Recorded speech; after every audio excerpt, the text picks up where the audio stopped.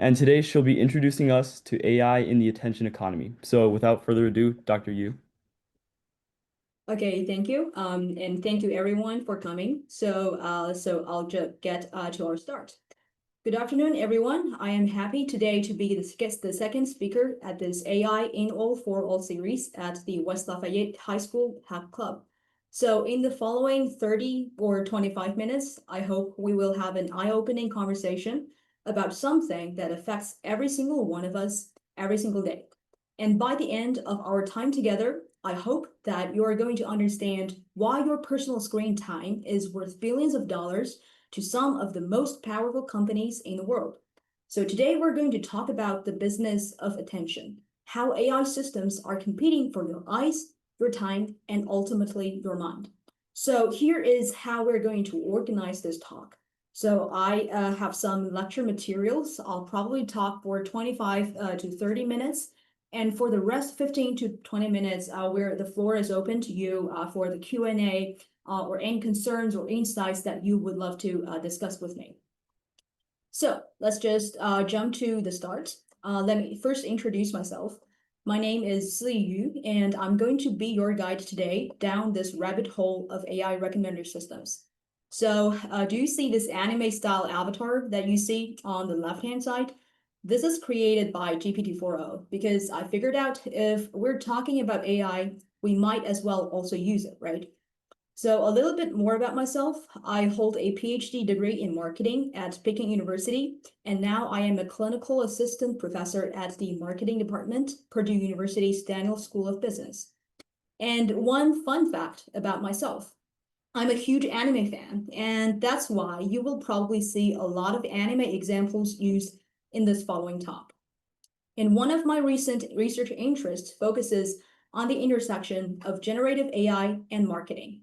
So basically, I study how these technologies are reshaping the way that companies understand and influence consumer behaviors. But today, I'm not here to swamp you with the academic jargons. I am here to pull back the curtain on something that you interact with constantly, but might not fully understand. That is the AI recommendation algorithms that help shape your own digital world. So here is our mission for the next 30 minutes. We're going to decode the intuition, these algorithms that seem to know you better than you know yourself. All right, so let's start with an experiment. Since now we're doing it online, we'll do this together, but probably separately. So everyone in this talk, please grab your phones. And yes, this time you are encouraged to open your social media during the talk. Feel free to open your TikTok or your Instagram Reels, whichever you use. I guess YouTube Shorts will also work if that's your thing. And here is what I want you to do. You should scroll through exactly 9 videos, but pay attention specifically to the third, the sixth, and the ninth videos. I want you to notice what categories they fall into. Is that about gaming? Is it about fashion, comedy, educational content, sports, or music? And as you figure out what you're seeing, drop it in the chat. You can use emojis, type the categories, whatever works.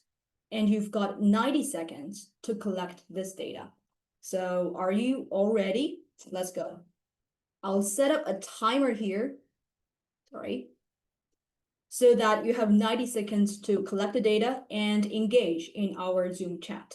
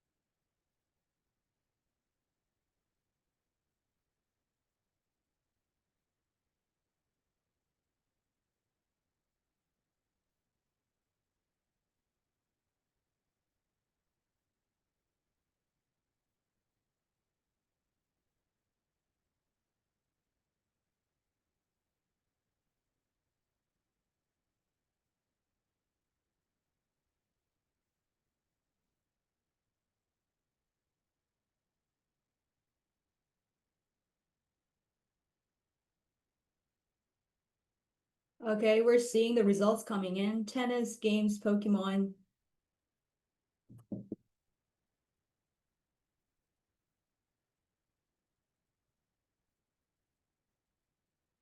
Okay, music, drawing, comedy, content creator, movie clips. Okay.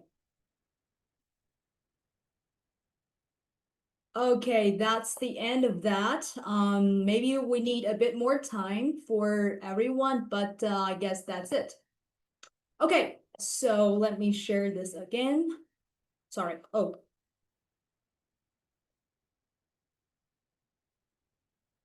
oops, sorry. Technical glitch. Are we still here? All right, so now let's look at the chat. Do we see what is happening here? It is a little bit chaos, but organized chaos. So some of you are seeing nothing but sports content, and others are getting deep into anime territory. And I guarantee someone just got 3 straight videos about some incredibly specific hobby they Googled once at midnight. And here is what just happened. In those same 90 seconds, sitting in the same virtual room, you all visited completely different internets. It is not similar with some differences, but completely different. And that is not an accident. That's the algorithm doing exactly what it was designed to do. So here is our big review. You and we're both living in what we call a filter bubble. Your online experience is being uniquely crafted by AI recommendation systems in real time. These are not just showing you videos randomly. They're making hundreds of calculations every second about what to show you next. So let's look at this infostat from Gallup research. According to their research in 2023, the average teenager in US spends about 4.8 hours daily on the social media.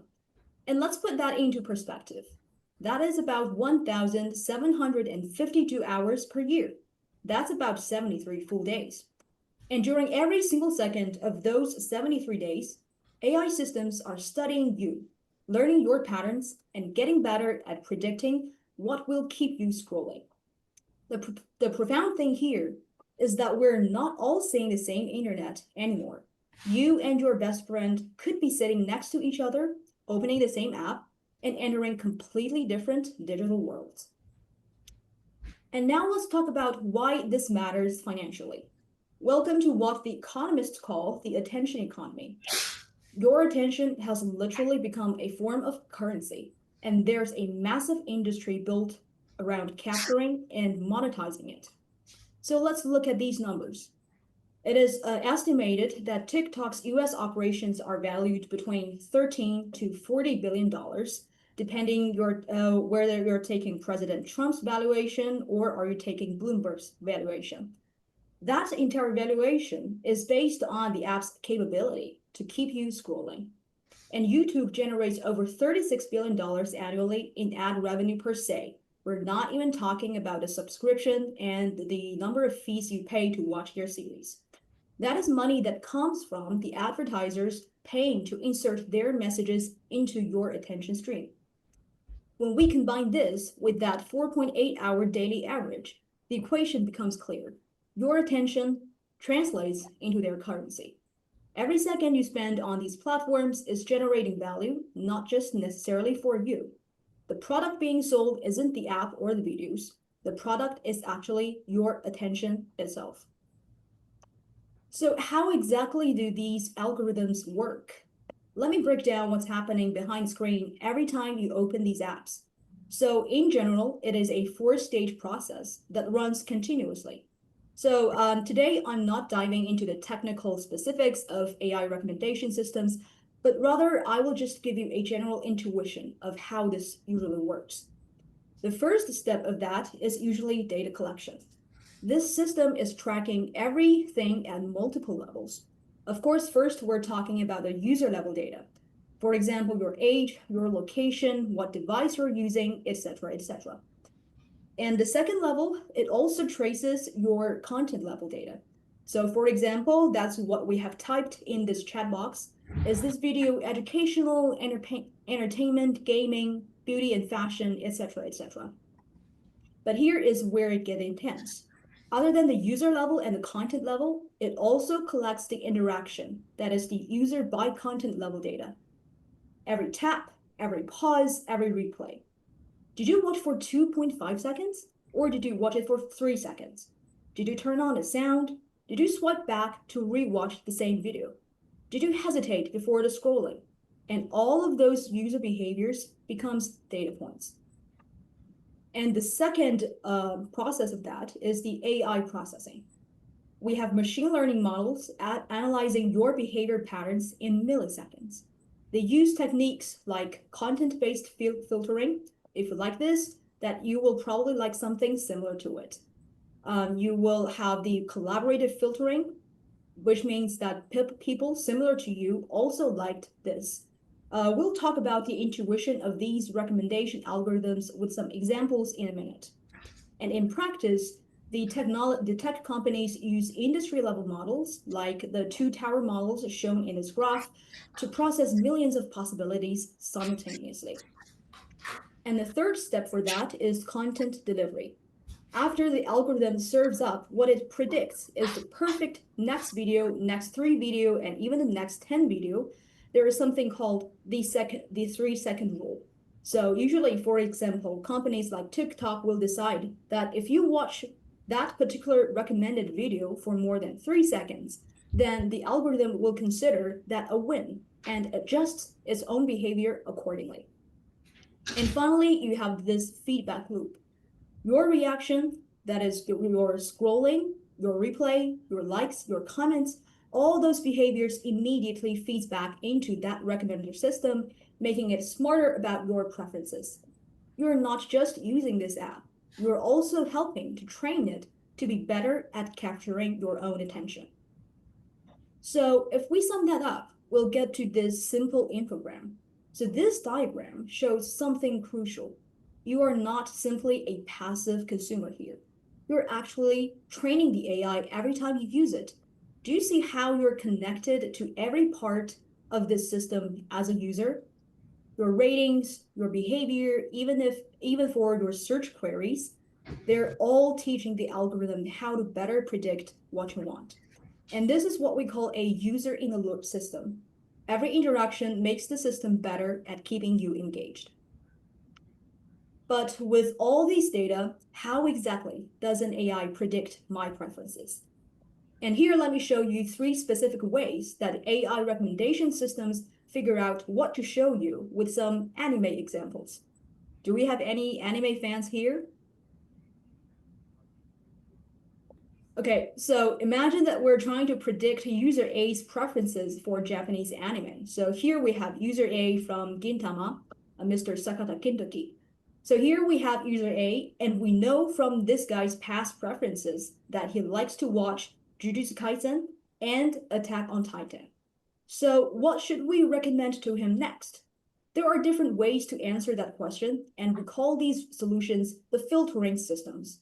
Because basically, we're trying to filter the top 3 or top 10 recommendations from over tens of thousands of anime works. So the first solution is called content-based filtering. The intuition is quite simple and straightforward. If you watch anime like Jujutsu Kaisen, that is here on the left top, or if you like Attack on Titan, then the system identifies the common elements. For example, you may be really into supernatural action animes with dark themes. And if so, it just compares with all the labels it has from the anime pool, and it might recommend you with Demon Slayers, because here Demon Slayer has similar elements as Jujutsu Kaisen and Attack on Titan. You can also see this main character fighting demons, monsters together with his friends, with heavy action scenes, etc., etc. So this is the first filtering algorithm. This is content-based filtering. It uses the attributes or features of one item, and hence the content part, to recommend other items similar to the user's core preferences.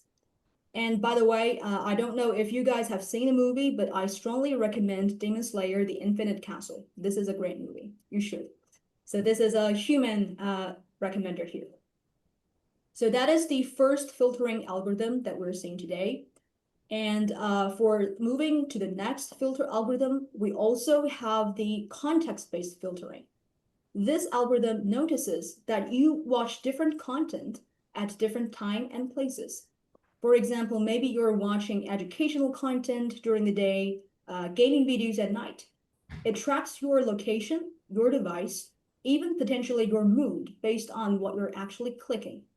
And here we see the same user sequence for our current user moving between Japan and the United States.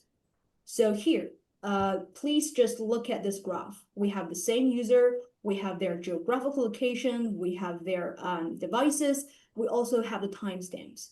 Do we see any user patterns based here on the context? Is there anything you see based on this history?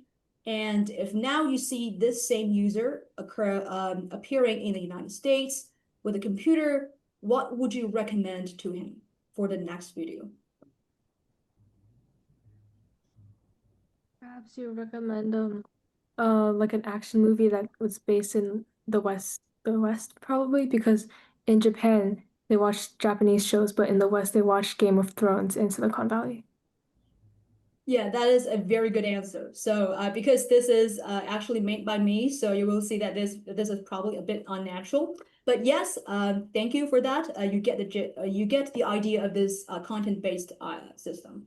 So we can see that a clear pattern. This user watches Jujutsu Kaisen, Attack on Titan, and Demon Slayer in Japan, but instead he will watch Game of Thrones and Silicon Valley in the United States. So based simply on this geographical context information, we might want to recommend a US produced TV show for him based on this. Of course, in real life, it's going to be way more complicated, but you get the idea. So this approach, the context-based filtering, uses a sequence of contextual user actions plus the current context to predict the probability of their next action. And finally, we're coming to the third solution that is called the collaborative filtering algorithm. This is where AI recommenders gets really powerful. We have the collaborative filtering algorithms recommending items, and this is the filtering part, based on the preference information from many other users, and hence this is the collaborative part. So this approach uses similarity of the user preference behavior given their previous interactions between the users and the items. The recommender system learned to predict future interaction. The basic idea is very simple. If some people have made similar decisions and purchases in the past, like a movie choice, then there is a high probability that they will agree on additional future selections. And let's see this example. Suppose that we know from our user past view history that both user A and user B have enjoyed watching Jujutsu Kaisen and Attack on Titan. And user A also watched Demon Slayer, and user A loved it. And now collaborative filtering algorithm suggests that we should also recommend Demon Slayer here to user B. This is different from the content-based algorithm in the sense that we're not recommending based on common anime elements, but instead we're recommending based on the fact that both user A and user B have shown similar behaviors. That's why sometimes you will see the same TikTok or the YouTube videos as your friend does, because even without knowing that you are friends, the algorithm already determines that you are similar users. Okay, so now we have seen 3 examples of how AI recommender system works, and let's talk about how the marketers use these systems. There are 3 main features of the AI marketing that you should probably understand. So first, AI marketing, AI targeted marketing is highly personal. It is featured by high personalization. Your feeds don't just know what you bought last week. They can also predict your mood based on your scrolling speed. They know when you're most likely to make purchases and understand your interests even better than you might yourself. The second feature is called the content optimization. Have you ever noticed how the YouTube thumbnails all look similar? We're talking about the shocked face, the red arrow, and the bold text. That's not lack of creativity. That is the result of AI optimization. So successful creators will use AI to change their thumbnails after uploading based on performance data. So the AI has figured out that the exact visual formula that makes people click their videos. And the third feature is called the behavioral prediction. This is the one that should make all of us think. The algorithm doesn't just react to what you like.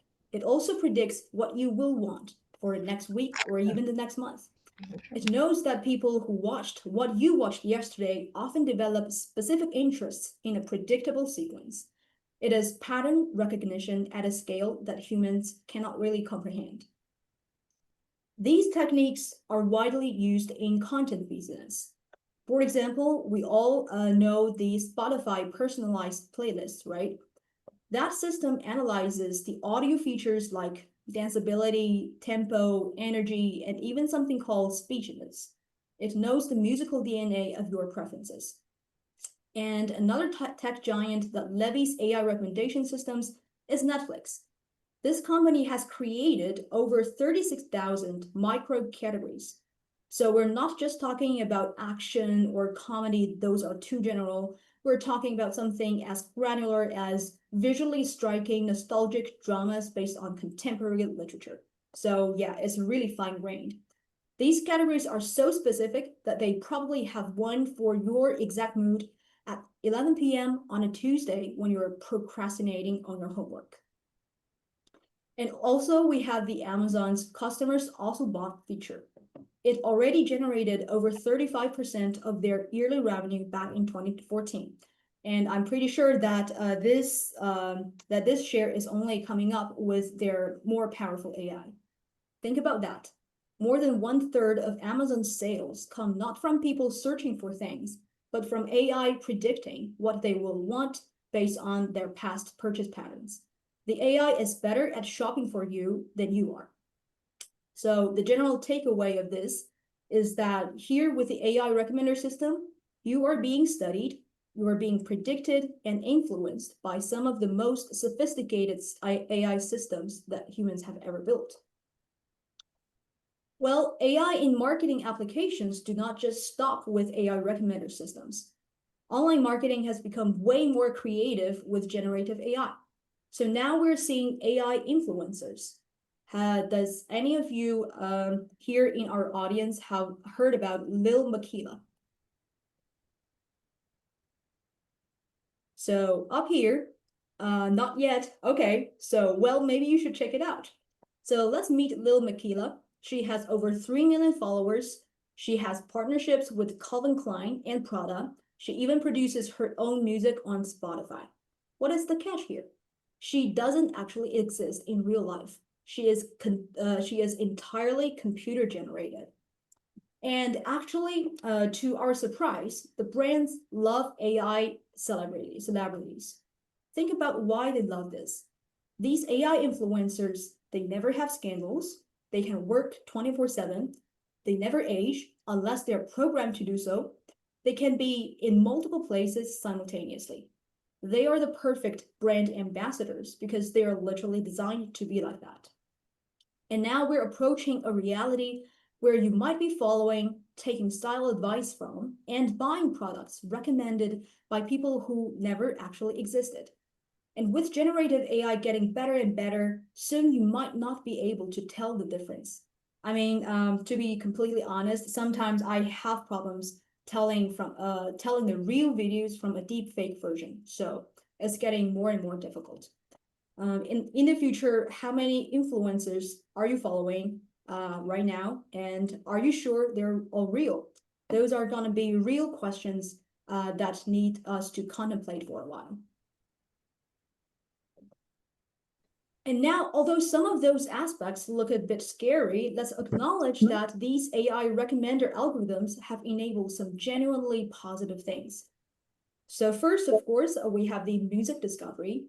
The Spotify's algorithm has probably introduced you to artists you now love, but would never have found otherwise. That's AI successfully connecting art with their target audiences. And also, as students and educators, we're actually improving our learning content. When you desperately needed to understand calculus at midnight before a test, maybe YouTube's algorithm can help serve you exactly the right explanation. That is AI democratizing education. And also, AI help us to do the community building. These platforms connect people with incredibly niche shared interests. Whatever you're into, there is a community for it, and the algorithm will help you find it. And finally, it is fueling the creator economy. For example, the small creators can now reach global audiences without the traditional gatekeepers.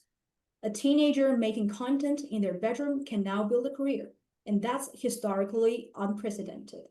So these are the good sides of our AI recommender system.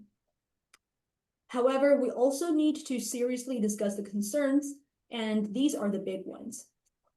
So here I am listing out some of the concerns in open debate. We do not have ready-to-use answers or solutions to it, but they are important. So first, we come to the privacy and digital assets issue. So remember that we had this user-in-loop system where your data is being collected, analyzed, and used to train AI systems. Can you actually control your personal data anymore? Is meaningful regulation even possible when technology evolves faster than laws? And let's look at this lawsuit. The New York Times, previously they were suing OpenAI and Microsoft for using their articles to train AI without permission. And this case could reshape how AI companies use the data. But here is the question. If newspapers deserve compensation for their data and their IP, what about your data? Should companies pay you for the thousands of hours of behavioral data that you freely provided to them? Well, there are some solutions. For example, the EU is trying to address this privacy and data concern with their GDPR, called the General Data Protection Regulations. Basically, they're trying to give people more control over their data. But honestly, when was the last time you read a long privacy policy? I mean, this system is designed to be too complex for regular users to navigate. So how do we solve these concerns? Is there a payment or revenue model? We don't know yet. Still, it's an open debate. And the second major concern is the mental health and misinformation slash disinformation problem. There has been mounting evidence that these algorithms might be contributing to anxiety and depression, especially among young people. In 2024, there was this social psychologist from NYU published a book. It's named The Anxious Generation, and I strongly recommend this to everyone. It argues that we're essentially running a massive psychological experiment on an entire generation. That's something we need to consider. And another concern is the echo chambers. The algorithm will learn what you believe and feed you with more of the same until that becomes your entire worldview. You're not getting balanced information. You're getting information optimized for the engagement on that particular platform, which often means controversy and some extreme viewpoints. And also, with generative AI, we're entering an era where it is very hard to trust what you see. We're talking about deepfakes, fabricated content, AI-generated misinformation. It's all becoming very indistinguishable from reality. How do we solve those problems? Unfortunately, there is no ready answer. These are the common opportunities and challenges that our generation, your generation, is destined to confront, contemplate, and hopefully we can reach a solution. But here is what I really want you to remember. That in this giant AI-powered attention economy, you and I, we're not just passive users. We are the ones with the power to demand change. So in general, every generation will face a technology that older generations like us don't fully understand. For you, it is AI and algorithms. You are uniquely positioned to shape how these technologies develop because you have grown up with them. Okay, so and finally, let me wrap up this talk with a completely non-AI generated ad for our bachelor's and master's program at the marketing department in Purdue. So at Purdue's Daniel School of Business, we're preparing students to work with these technologies responsibly. You could be designing algorithms that respect privacy, creating AI systems that promote well-being rather than addiction, or developing the regulations that will govern this industry. So at our program and our school, we hope to cultivate the future leaders and talents who understand both the technical and commercial and even the ethical dimensions for these AI systems. So here we have hit 30 minutes, and now I will conclude my talk today. Hopefully you now understand a little bit about how algorithms see you, how they shape what you see, and how they're fundamentally restructuring our economy and society. Thank you for your attention. I would love to hear your questions, thoughts, or any concerns about anything that we have discussed today. Thank you.